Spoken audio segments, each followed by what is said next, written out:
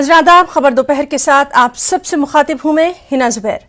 नाज़रीन, खबर दोपहर में आज हम बात करेंगे एक ऐसे बयान की जिसको लेकर तनाज़ा खड़ा हो गया है।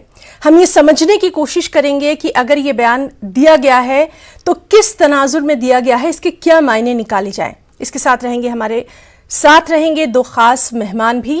तो चलिए खबर दोपहर की शुरुआत करेंगे जद्दोजहद आज़ादी पर भारी यूपी चुनाव से।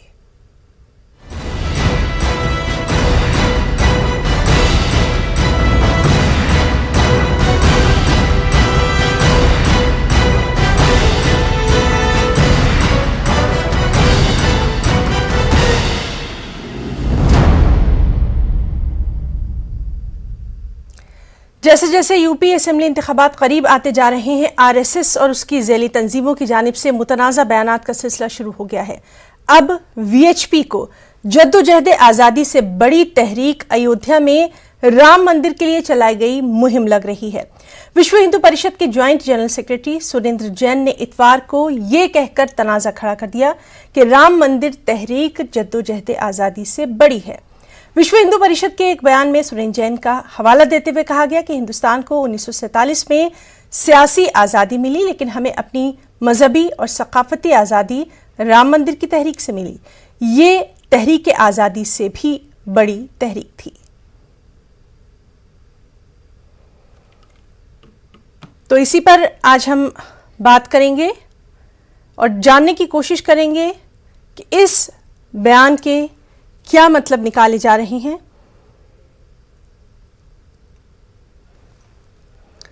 और चलिए हम सीधे रुख करेंगे। इस वक्त हमारे साथ मौजूद हैं एडवोकेट आदिल हसन आज़ाद साहब, AIMIM से हैं, और हम इंतज़ार कर रहे हैं एक और मेहमान हमारे साथ अब से कुछ ही देर में मौजूद रहेंगे। प्रताप सिंह जी VHP लीडर हैं, राजस्थान से हमारे साथ मौजूद रहेंगे। तब तक हम जानने की कोशिश करेंगे आदिल हसन आज़ाद साहब से। आदिल हसन साहब, बहुत इस्तकबाल करना चाहेंगे आपका हम अपने इस प्रोग्राम में, और आपसे हम सबसे पहला सवाल यही करना चाहेंगे, बल्कि ये जानना चाहेंगे इस तरह के जो बयानात दिए जा रहे हैं एक ऐसे वक्त जबकि यूपी इंतखाबात बहुत करीब हैं, क्या मायने निकाले जाएं?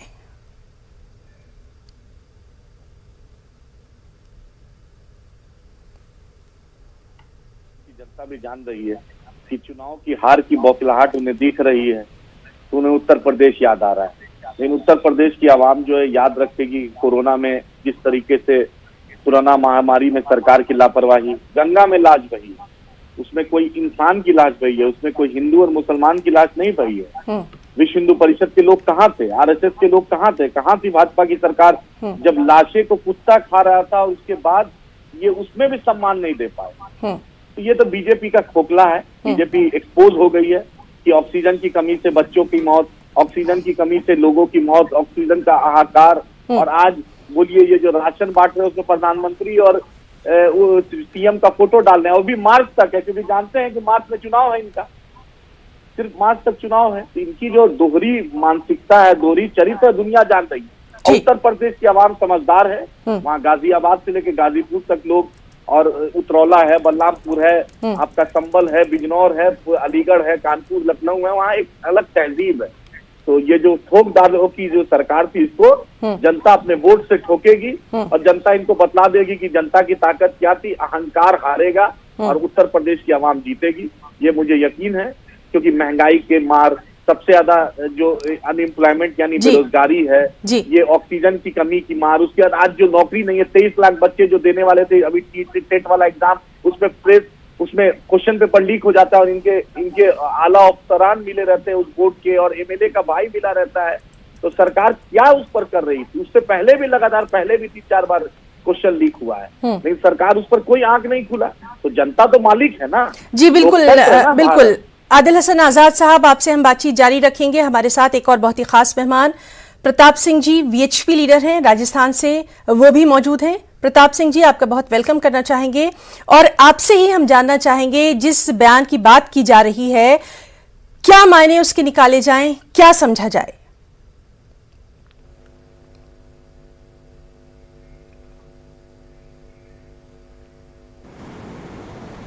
ये जो बयान दिया गया है इससे विश्व हिंदू परिषद कोई पूरा पूर्ण रूप में कोई सहमत नहीं है।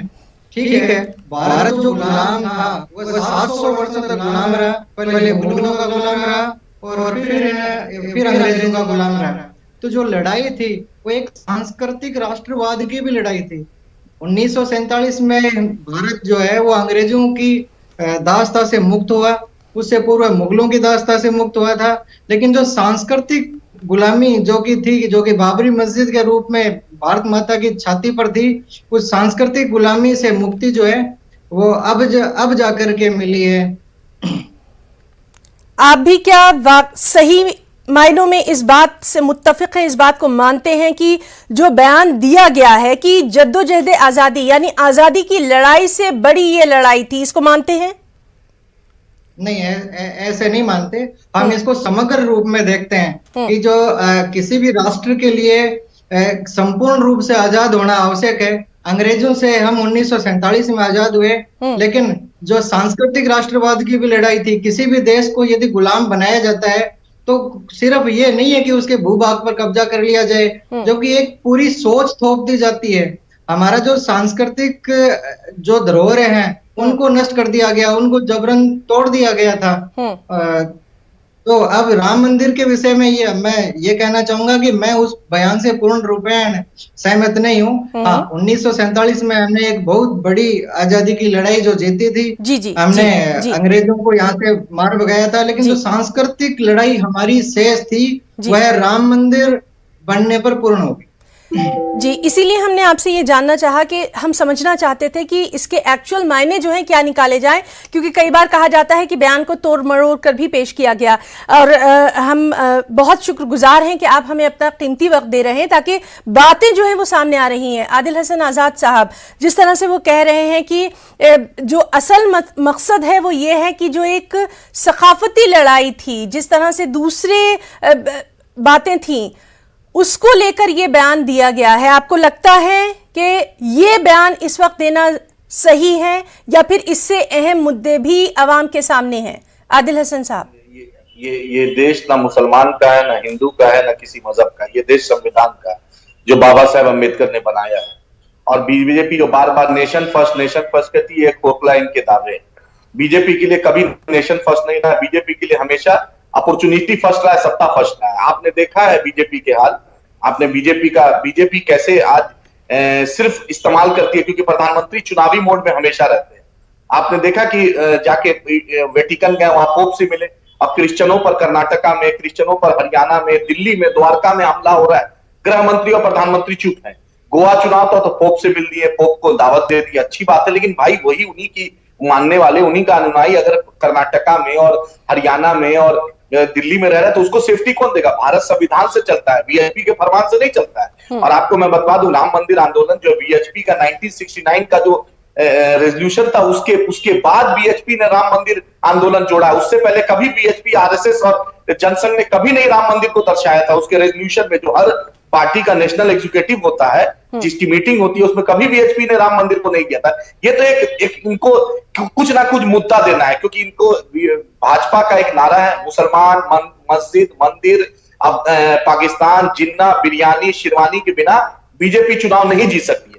बीजेपी में है हिम्मत। तो आज चाइना जो आज अरुणाचल प्रदेश और लद्दाख में घुसा है, बीजेपी प्रधानमंत्री, गृह मंत्री, रक्षा मंत्री आए देश के सामने, ठीक है। संसद में उसमें आदिल हसन साहब, हमारे साथ इस वक्त वीएचपी के लीडर प्रताप सिंह जी मौजूद हैं, जिनसे लगातार हम इस चीज को समझने की कोशिश कर रहे हैं। प्रताप सिंह जी, जिस तरह से ये कहा जा रहा है, हमारे साथ आदिल हसन साहब हैं, एमआईएम के लीडर हैं, उनका कहना है कि ये सिर्फ मौका परस्ती है, सिर्फ इलेक्शन को देखते हुए इस तरह के बयानात, इस तरह की बातें। नहीं, बयान भारतीय जनता पार्टी के प्रवक्ता ने दिया है। मैं कोई बीजेपी का प्रवक्ता नहीं हूं, लेकिन इन्होंने जो बात की उसके जवाब में ये कहूंगा कि इनसे ये पूछा जाए कि हिंदुस्तान का विभाजन किस आधार पर हुआ? धर्म के आधार पर? कितने लोगों की जाने गई थी सिर्फ और सिर्फ धर्म के आधार पर?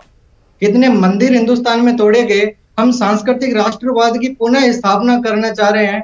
भारत के लोगों को सांस्कृतिक रूप से भी गुलाम बनाया गया था। वो लड़ाई केवल मात्र आजादी की लड़ाई नहीं थी, भारत की सांस्कृतिक आजादी की भी लड़ाई थी, जो कि जब तक अनवरत जारी रहेगी, जब तक भारत सांस्कृतिक रूप से आजाद नहीं हो जाएगा, तब तक ये लड़ाई जारी रहेगी। ये कहते हैं कि ये यहाँ पर वो कर दिया वो। इनको ये पूछा जाए कि जम्मू कश्मीर में किस लिए मारे जा रहे हैं, पिछले दिनों में एक शिक्षिका और एक शिक्षक की हत्या किस लिए कर दी गई, सिर्फ धर्म के आधार पर कर दी गई। उनका ये दोष था कि वो सिख थी। आदिल हसन साहब, आपसे भी हम जवाब जानेंगे। जी, आप कुछ कहना चाहते हैं? मैं ये कहना चाह रहा हूं मेरे बारे में मैं बोलूं? जी आदिल हसन साहब, जो है हाँ, मैम उनसे पूछिए कि 7 साल से केंद्र में किसकी सरकार है, महबूबा मुफ्ती के साथ सरकार किसने बनाया, और किसने जम्मू कश्मीर में अभी किसकी सरकार है, और कितने कश्मीरी पंडितों को ये ले गए हैं। ये पार्लियामेंट में झूठ बोले हैं, वहां के कश्मीरी पंडित ऑर्गेनाइजेशन ने कहा, और ये धर्म की बात कर रहे हैं कि पाकिस्तान के विभाजन हुआ, तो पाकिस्तान से हमें क्या मतलब है। बार बार पाकिस्तान से लाल कृष्ण आडवाणी जाकर जिन्ना के मजार में सर्टिफिकेट देते हैं, प्रधानमंत्री जाकर नवाज शरीफ के घर में दावत खाते हैं, सुदर्शन जी जो आरएसएस के प्रमुख है वो जिन्ना के बारे में क्या बोलते हैं, जो जसवंत सिंह बीजेपी के इतने senior leader foreign affair minister थे वो क्या बोलते हैं। अरे हमें क्या मतलब, हमने तो 1947 में रिजेक्ट कर। अच्छा चलिए ठीक है ठीक है, मैं अपने दोनों मेहमानों को एक बार फिर से बता दूं कि आज हम यहाँ पर बात कर रहे हैं विश्व हिंदू परिषद यानी वीएचपी के जो joint general secretary Surendra Jain हैं, उन्होंने इतवार को यह बयान दिया था कि राम मंदिर तहरीक जद्दोजहद आजादी से बड़ी है, और इस बयान के बाद एक तनाजा खड़ा हो गया है कि क्या वाकई आजादी की जो लड़ाई है वो कहीं पीछे जा रही है या ये सिर्फ सियासी मुद्दा है। इसके बारे में हम यहाँ पर बात कर रहे हैं। जी आदिल हसन साहब, आप मैम सुनिए, आजादी में ना बीएचपी का योगदान था, ना आरएसएस का योगदान था, ना भाजपाइयों का योगदान था। ये तो सावरकर को मानने वाले से माफीनामा लिखे थे। जो माफीनामा लिखेगा, जिसको देश जो अंग्रेज के खिलाफ ना लड़ाई लड़ा, ना शहीद हुआ, ना गर्दन कटाया, ना फांसी दिया, तो उनको क्या मतलब है देश की आजादी से। उनको तो सिर्फ अपना स्वार्थ, अपनी निजी स्वार्थ है, किसी तरह स्टैब्लिश हो जाना और सत्ता में आ जाना। ये बीजेपी का वो है। आपने देखा कि इन्होंने क्या कहा, राजनाथ सिंह ने रक्षा मंत्री ने क्या कहा था कि सावरकर के कहने, गांधी जी के कहने पे सावरकर ने चिट्ठी लिखी थी। अरे गांधी जी 1920 में इंडिया और सावरकर ने 1913 में माफी मांगी। चलिए ठीक है ठीक है, इस मौजू पर भी हम बात करेंगे। आदिल हसन साहब, इस मौजू पर भी हम बात करेंगे। अभी हम बयान के ताल्लुक से बात कर रहे हैं।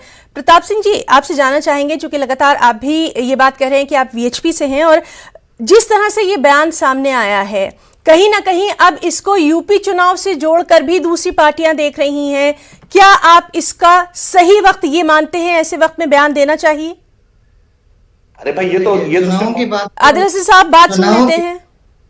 जी प्रताप सिंह, चुनाव की बात तो मैं कहूंगा कि पूरे हिंदुस्तान भर में हर कहीं ना कहीं हर समय चुनाव होते रहते हैं, इसलिए किसी बयान को किसी चुनाव से जोड़ करके देखा जाना ये कोई न्याय संगत और तर्क संगत नहीं है।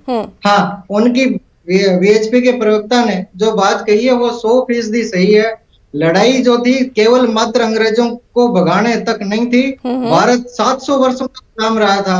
पहले अरब से आए मुगलों का गुलाम रहा था और उसके पश्चात अंग्रेजों का गुलाम रहा था। जो भारत को जो सांस्कृतिक विरासतें जो थी, जो नष्ट कर दी गई थी, उन विरासतों को भी प्रतिष्ठापित करने की ये जो लड़ाई थी, जो कि ये नहीं है कि 1947 में, हाँ बिल्कुल ठीक है, 1947 में हम एक बहुत बड़ी लड़ाई जीते थे, अंग्रेजों को भगाया भी था, लेकिन जो सांस्कृतिक राष्ट्रवाद को पुनः स्थापित करने की जो लड़ाई थी वह उसके बाद भी अनवरत जारी थी, और राम मंदिर के निर्माण से उस लड़ाई की एक बहुत बड़ा मुकाम जो है वो हासिल किया गया। जी बिल्कुल, आप ही की बात को आगे बढ़ाते हैं। आदिल हसन साहब, साफ तौर पर वो कह रहे हैं कि ये एक सकाफती लड़ाई थी, तहजीब को बचाने की लड़ाई थी, उसको आगे बढ़ाया गया है। तो क्या आपको वाकई में लगता है कि इस तरह के बयानात एक ऐसे वक्त में देना जब इलेक्शन सामने खड़ा है, कहीं ना कहीं तमाम पार्टियां इसको जोड़कर देख रही हैं, आपकी पार्टी की तरफ से हम आपका मौक़िफ़ जानना चाहेंगे। अरे भाई, तो रात के अंधेरे में 23 दिसंबर को 1948 में मूर्ति क्यों रखी गई थी? सुप्रीम कोर्ट ने अपने जजमेंट में साफ साफ रहा कि कहीं भी मंदिर तोड़कर मस्जिद बनाने का कोई प्रूफ नहीं है। तो ये 1948 में क्यों ये आंदोलन शुरू हुआ? 1900 अगर ये मामला था तो 1901 में शुरू करते, 1850 में करते, 1710 में करते। ये तो सिर्फ फेक इनका नेशनलिज्म है। और ये बात चुनाव नहीं है तो क्या कल मॉडल कोड ऑफ कंडक्ट लगेगा? प्रधानमंत्री इसी महीना सब कुछ कर रहे हैं, क्या उनको जून जुलाई अगस्त सितंबर नहीं दिख रहा था क्या? उत्तर प्रदेश जान गया, इनका इंटरनल सर्वे आ गया है कि यूपी में चुनाव हार रहे हैं। सिर्फ और सिर्फ यूपी चुनाव जीतना है, किसान आंदोलन में वापस लेना, सिर्फ ये क्या है? ये कोई 1 साल से 700 से ऊपर किसान शहीद हुए, उस किसान को श्रद्धांजलि नहीं देंगे, एमएसपी का रेट नहीं देंगे, उस किसान को मुआवजा नहीं देंगे, और रातों रात उठ के प्रधानमंत्री सुबह में उठ के जगते हैं। ठीक है आदिल हसन साहब, सर्वे वगैरह तो आते रहेंगे, उस पर भी हम लगातार बात करते रहेंगे, वो तो खैर बात की बात है। यहाँ पर क्या अहम मुद्दे होने चाहिए, किन बातों पर ध्यान होना चाहिए? अहम होना चाहिए बेरोजगारी, पेट्रोल की कीमत, डीजल की कीमत, कोविड में लोग मरे, पलायन, जो कोविड में लोग ठीक से क्राइसिस मैनेजमेंट नहीं किए, ओमिक्रॉन का खतरा, रोजगार लोगों को मिले, इंसाफ हो, जो लॉ ऑफ लैंड हो, जो रोजगार इन्होंने वादा किया था वो मिले, लेकिन ऐसा कुछ नहीं हुआ। चाइना घुस रहा है, उस खतरे से हमें एहतियात करना पड़ेगा। हमें पार्लियामेंट में आके देश की जनता को कॉन्फिडेंस मिले कि उन्हें बतलाना पड़ेगा कि चाइना अरुणाचल प्रदेश और लद्दाख में घुसा है, इस पे बताना पड़ेगा कि चाइना से कितना बड़ा खतरा है। लेकिन ये सिर्फ हिंदू मुसलमान, मस्जिद मस्जिद, जिन्ना, गन्ना यही करना चाहते हैं। गन्ना को क्यों नहीं मुआवजा मिला? बीएसपी के लोग, भाजपा के लोग की गन्ना के किसानों को करोड़ों करोड़ मुआवजा मिलना चाहिए था। उसके पैसे जो मिल में गए हैं, गन्ना को उन्होंने दिया है। इनके खुद बीजेपी का एमएलए ने बजाज पर केस किया है, जो गन्ना मिल मालिक थे, लेकिन अभी तक पैसा नहीं मिला है। ये बतलाएं। इनके मंत्री ब्रिजेश पाठक और इनके संतोष गंगवार ने लिखा था कि कोविड में जो किस तरीके से पलायन में दिक्कत हुई थी मजदूर को, जो दिल्ली, बॉम्बे और दूसरे जगह सूरत में कमाते थे, लेकिन सरकार को आज प्रधानमंत्री की रैली में बस भेजने के लिए उत्तर प्रदेश ट्रांसपोर्ट जाता है, लेकिन उस आवाम को ठीक है आदिल हसन साहब, आपकी बात सुन ली। प्रताप सिंह जी, हम आपसे ये जानना चाहेंगे, जिस तरह से लगातार आप भी ये बात कह रहे हैं कि ये इलेक्शन का मुद्दा नहीं है, इलेक्शन के टाइमिंग की कोई यहां पर बात नहीं हो रही है, लेकिन कहीं ना कहीं इसको जोड़ के देखा जा रहा है। इससे अहम चीजें भी तो हैं, उनकी तरफ भी तो ध्यान होना चाहिए। एक पार्टी के तौर पर भी ये अहम है। बिल्कुल, इससे अहम मुद्दे भी हैं, राष्ट्र के मुद्दे हैं जी। वो पार्टी का काम है, पार्टी अपने हर स्तर पे अपना काम कर रही है। जब समय आया तो धारा 370 हटाएगी, सीएए, एनआरसी, इन पर लगातार काम किया जा रहा है। और अभी मेरे लायक मित्र ने अभी ये कहा कि 1948 से ये आंदोलन शुरू है और 1948 से नहीं, जिस समय बाबर ने ये मंदिर यहाँ से तोड़ा था, उस समय से ये लड़ाई जबरन तोड़ा गया था, राम मंदिर की लड़ाई उस समय से जारी है। सुप्रीम कोर्ट के जजमेंट में कहीं नहीं लिखा है। अच्छा चलिए, ठीक है, ये एक अलग मौजू है, ये एक अलग मौजू है। दोनों अपने रिस्पेक्टिव गेस्ट से मैं यही चाहूंगी कि हम यहाँ पर बयानात और उसकी टाइमिंग के ताल्लुक से बात कर रहे हैं। 1948 से पूर्व में भी उस जगह पर उससे पहले उनके पहले नमाज ठीक है प्रताप सिंह जी, यहाँ पर जिस तरह से बात हो रही है कि क्या हम एक आम आदमी जो महंगाई से परेशान है, जो दूसरी चीजों से परेशान है, उसके लिए भी हमारे लीडर खड़े होकर इसी तरह बात क्यों नहीं करते हैं? बिल्कुल की जानी चाहिए। बिल्कुल, राजस्थान में आज पूरे हिंदुस्तान में सबसे ज्यादा तेल महंगा है। यहाँ की सरकार, राजस्थान की सरकार नहीं कर रही है। बगल पास ही क्या हरियाणा स्टेट में, बाकी अन्य स्टेट में, यूपी में, पंजाब में राजस्थान के बनिस्बत बहुत कम पेट्रोल है। कल ही राजस्थान की सरकार ने महंगाई के विरोध में एक बहुत बड़ी रैली करी है। कम से कम उनको सोचना चाहिए कि हिंदुस्तान का सबसे महंगा तेल बेच रहे हो, सबसे महंगी आप बिजली दे रहे हो। ये समग्र रूप से चर्चा की जाएगी ना, हर स्तर पर चर्चा होगी। बेरोजगारी एक बहुत बड़ा वास्तव में मुद्दा है। देश के नौजवानों के सामने एक रोजगार एक समस्या है। कोविड के कारण से भी एक ये बेरोजगारी काफी बढ़ी है। बिल्कुल सरकार को इस तरफ विशेष ध्यान। जी बिल्कुल, आदिल हसन आजाद साहब, साफ तौर पर कहना है कि जहां एक दूसरी पार्टी की हुकूमत है, हुक्मरान पार्टी है, वहां पर ही महंगाई और बेरोजगारी ज्यादा दिखाई दे रही है। क्या आप इससे मुत्तफिक हैं या ये अहम मुद्दे पूरे मुल्क में हावी दिखाई देते हैं? ये नहीं, महंगाई बिल्कुल, नो डाउट, महंगाई बिल्कुल बहुत ज्यादा है और इतनी ज्यादा है कि आम आदमी के लिए जीना भी। केंद्र सरकार ले रही है 55 रुपया टैक्स, तो केंद्र सरकार को ये सोचना चाहिए कि टैक्स इतना क्यों ले रही है। 2 करोड़ का वादा था, 15 लाख रुपया था। रामदेव जी बोलते थे 35 रुपए में तेल हो जाएगा, सिलेंडर 300 हो जाएगा। स्मृति ईरानी और सिलेंडर लेके खड़ी रहती थी और टमाटर गाल में लगा के लगा के बीजेपी के नेता स्टेज धरना देते थे। आप तो दिखते ही नहीं 7 साल से। ये सब महंगाई पे बीजेपी कुछ बोलती है। एफडीआई का विरोध मोदी जी किए थे, अब एफडीआई डिफेंस में भी उन्होंने ला दिया। जीएसटी का विरोध मोदी जी किए थे, जीएसटी भी ले गया। मनरेगा का विरोध मोदी जी किए थे, मनरेगा भी आ गया। ऐसी को आज बैंकों का निजीकरण किया जा रहा है, लाखों लोग को रोजगार का खतरा हो गया है कि बैंक को निजीकरण किया है। ये देश को तो समर्पित कर दिया है 2 कॉर्पोरेट घरानों के लिए मोदी जी। चलिए ठीक है, ठीक है। आदिल हसन आजाद साहब, आदिल हसन साहब, यहाँ पर सिर्फ हम बयानात की बात कर रहे हैं और सबसे अहम बात यह है कि बयानात का जो एक सिलसिला शुरू हो जाता है उसके बाद कहीं ना कहीं उस पर सियासत भी होती है। अगर हम यूपी की बात करें तो यूपी में जिस तरह से माहौल लगातार बदलता जा रहा है, हर रोज नए बयानात सामने आ रहे हैं, आम जनता, आम आवाम क्या करे? आदिल हसन साहब। आम आवाम जग चुकी है। आम आवाम बीजेपी का जो खोखला वादा था, जो अच्छे दिन का, जैसे इन्होंने 2004 में किया था अच्छे दिन, उसी तरह इनका सबका साथ सबका विकास भी एक्सपोज हो गया है। बीजेपी ने जो महंगाई कम करने की बात की थी, पेट्रोल डीजल के दाम कम करने की बात की थी, किसान के आय को डबल करने की बात की थी, किसान के आय की क्या स्थिति हो गई वो पूरी दुनिया ने देखा है। उसके बाद बीजेपी ने रोजगार देने की बात की थी, रेलवे में बहाली नहीं हो रही है, सेंट्रल गवर्नमेंट में बहाली नहीं हो रही है, हाथरस चुनाव आपने पूरी दुनिया ने देखा है। बीजेपी किसी एक फ्रंट पे मतलब सिवाय 2 कम्युनिटी को 20% को 80% के सामने डर दिखाने के बीजेपी के पास आपको लगता है कि क्या वाकई में अब अवाम डर जाएंगे इन तमाम चीजों से, इस तरह के बयानात से, या उनके सामने दूसरी चीजें हैं? सिस्टम पूरा आरएसएस जो है उस पूरा सिस्टम है, कंसुआ गैंग है इनके पास, झूठी व्हाट्सएप यूनिवर्सिटी से इनका चलता है पूरा खेल। आदिल हसन साहब, क्या आपको वाकई में लगता है कि अवाम, आम लोग इन तमाम चीजों से अब मुतासिर होंगे या दूसरी चीजें उनके सामने कहीं अहम? नहीं, उम्मीद है कि आवाम, उत्तर प्रदेश की आवाम समझदार है। उम्मीद है कि सही डिसीजन लेगी और ये अहंकारी मुख्यमंत्री को कालिदास मार्ग जो है उसको खाली कराएगी, आवाम जनता का शासन होगा, ये उम्मीद है। क्योंकि जिस तरीके से कोविड क्राइसिस में हाइबरनेशन में मुख्यमंत्री चले गए थे, तो मुख्यमंत्री जी विलुप्त हो गए थे, अदृश्य हो गए थे। आवाम देखिए, आवाम को चाहिए, लेकिन वो तो लगातार ये कहते रहे हैं कि दूसरी तमाम पार्टियां सभी वो क्वारंटीन हो गई थी, सिर्फ और सिर्फ उनकी पार्टियों ने काम किया था। ये आप पूरी दुनिया देखकर, लाशें गंगा में बही, लाशें को जानवरों ने खाया, उसके बाद ऊपर से जो लाशें। चलिए ठीक है प्रताप सिंह जी, आपसे भी हम बहुत जल्दी जानना चाहेंगे क्योंकि वक्त भी अब हमें ज्यादा इजाजत नहीं दे रहा। आपसे भी हम आखिर में यही जानना चाहेंगे, इस तरह के बयानात जो सामने आ रहे हैं उससे ज्यादा कहीं अहम जनता के मुद्दे हैं, क्या इन बातों पर भी कम से कम आज से अभी से गौर होगा?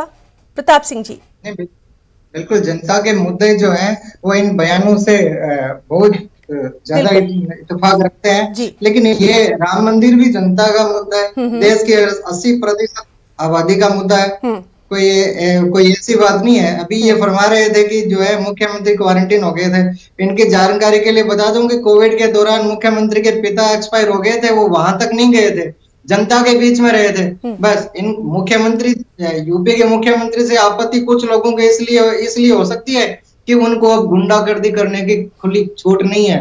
उनके अब घरों पर बुलडोजर चलाए जा रहे हैं, अपनी मनमर्जियां नहीं कर पा रहे हैं, बहन बेटियों के साथ छेड़छाड़ नहीं कर पा रहे हैं। जी बिल्कुल, तो दोनों मेहमानों की बात हमने यहाँ पर रखी, अवाम के सामने रखी, और हम अपने दोनों मेहमानों का, प्रताप सिंह जी वीएचपी से लीडर हैं, राजस्थान से हमारे साथ थे, एडवोकेट आदिल हसन आजाद साहब एमआईएम से हैं। दोनों मेहमानों का उनका कीमती वक्त देने के लिए हम बहुत बहुत शुक्रिया अदा करना चाहेंगे। नाज़रीन, खबर दोपहर में आज के लिए फिलहाल इतना ही। आदाब।